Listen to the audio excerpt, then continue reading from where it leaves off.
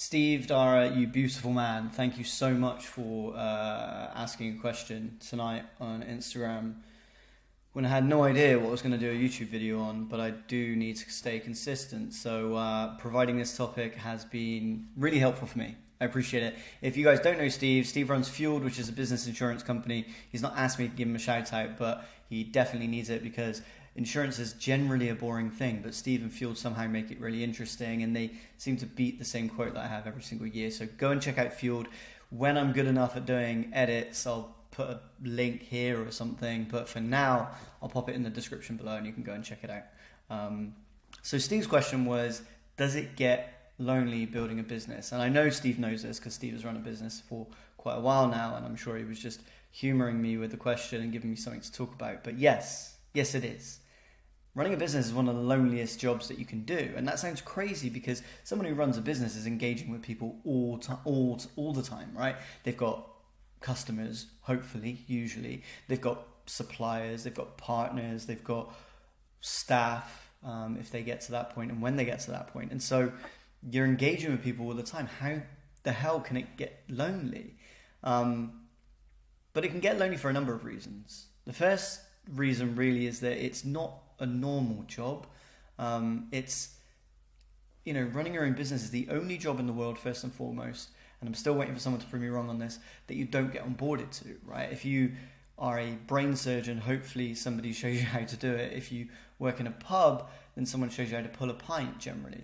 You're not left to your own devices in any of those situations. But when you run a business, you're sat on your sofa one day, you decide, hey, I'm going to start something now, and nothing changes. No one shows you the ropes. And obviously I'm hoping to help fix that with the new company I'm building. So stay tuned for that. But up until that point, you're left to sign up for really expensive courses, or now go to uni to learn how to do it, or apply for accelerators, which have incredibly low, unreasonably low acceptance rates. So you're kind of left in this wilderness, wandering around and wondering what to do next. So first and foremost, it's lonely because there is no holding hand. Secondly, if you don't start it with somebody else, then there's nobody to share that journey with. People argue that a co-founder is a really great idea to share the business and the journey with, and I would argue that's true. Usually I would argue that a co-founder is mostly beneficial when you've identified strengths and weaknesses and gaps that you need to fill, that somebody else can fill for you. Often people have a tendency to want to give parts of their business away just to make themselves feel better emotionally for that journey. And that's okay, but often people feel like they should give away a lot more than they really should. And so if anybody is considering this or going through this right now, then drop me a message. No catch, just drop me a message and I'll answer this for you. I should put an expiry on this just in case. Who knows, this video blows up and goes viral and I get 700 million messages tomorrow. Unlikely, but still. Just drop me a message in the next few days, and worst case scenario, tweet me or we can answer it in the community. Or actually ask your questions. I could do more videos on this, right? That's probably the best way to do this. I need to get used to doing that pro YouTube stuff. It's lonely for those few reasons. And then it stays lonely, and that's one of the other things, right? So it stays lonely because building a business doesn't just happen overnight. You have to be incredibly lucky to come across the right thing at the right time and sell that, and sell enough of it within a really short space of time that you go from nothing to everything all in one go. And then maybe you've not experienced the loneliness over time. Maybe you get the loneliness at the top that people talk about. And we'll get to that later.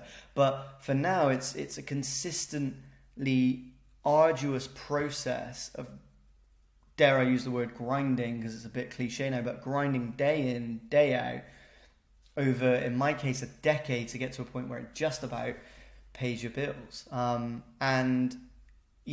doesn't sound very rewarding. It's not the sort of thing you hear about on TechCrunch, about these companies that raise loads of money and go for broke, and within 2 years they get sold for $1 billion. That's what building a business is nowadays, right? Well, the reality is no. SMEs, companies that don't necessarily affiliate with that story, make up 99% of the economy in most countries and 99% of the jobs market in most countries. And so those companies that are being built out there that are solid and sustainable and aren't imploding, 18 months from conception, are the companies that are the backbone of the economy, and I guess capitalism as a whole. And so it is a long process to build something consistently and have constant doubts and constant fears and constant imposter syndrome that creeps in every single day. My head hits the pillow at night, and often the first thing I think about is, what am I going to do tomorrow to stop things from not working? What happens if it doesn't work? These doubts creep in, and that becomes incredibly lonely because it's hard to know who to talk to about it. In some cases, and now thanks to the internet, in many cases, people create communities around that feeling so they can talk to others who feel the same. And, unsurprisingly, I did that too. That's where Yenna was born originally, what is now different. And, it started as a meetup in a bar with 5 other people who just turned up randomly to this thing that I posted online, because my friends didn't really get what I did for a living. Arguably, they still don't. And my parents probably never really will understand what I do for a living, because it's not necessarily relevant to where they've been or what they do. And so, it's hard to talk about these things. I go to the pub and people will be talking about their day at work, or, their Christmas pay rise. And I'll be wanting to talk about the client that I just won or the client that I just lost. And we'll have different viewpoints on that and different emotional attachments to it. Now they're at the pub, work stops, it's not work anymore. For me, it's always work. And that isn't a negative thing. It's definitely something I don't take for granted. I'm lucky enough to call all of that time work mentally if I want to, and could switch it off if I really needed to. So it's not a plight. It's not a huge negative, but it is a challenge nonetheless. And it's something that if you're considering starting something up, you need to be aware will come into play. There will be days, hours, weeks, months even, where you sit there and wonder what the hell you're doing because nobody else around you really understands it. Now, I'll dive into this more probably on another video, but the reality is that the people closest to you probably will undervalue or undermine what you're building the most. It's generally a good assumption to think that these people will support it the most, which you'd hope would be true, but isn't necessarily the case. And that's not because they're being mean, it's just because to them, you're just the person they've always known, and this is probably just something random or a phase that you're going through. It only starts to switch after, in my experience, a couple of years, when that becomes your identity. People kind of symbiotically kind of attribute business to you and you to your business, and then eventually that's what you're about. That comes into another challenge if you ever want to part ways with that business. Who are you at that point? And that's something that should also be considered and maybe discussed on another video. But the short answer to Steve's question of is it lonely running a business is yes, it is. It doesn't have to be. There are communities out there. There are people out there. There are videos like this.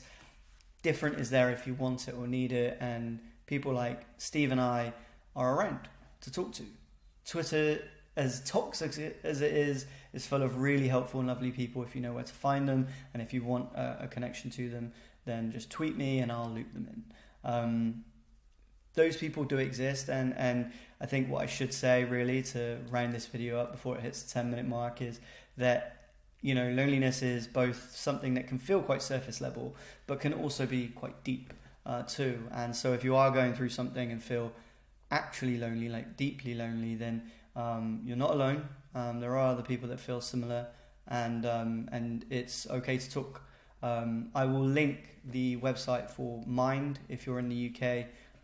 Samaritans, obviously, and any other organisation that might be relevant is probably just a Google away for you if you do need help. But if you're starting a business, it is lonely. It needn't be. There are people like us around, so don't let that stop you, and go for it.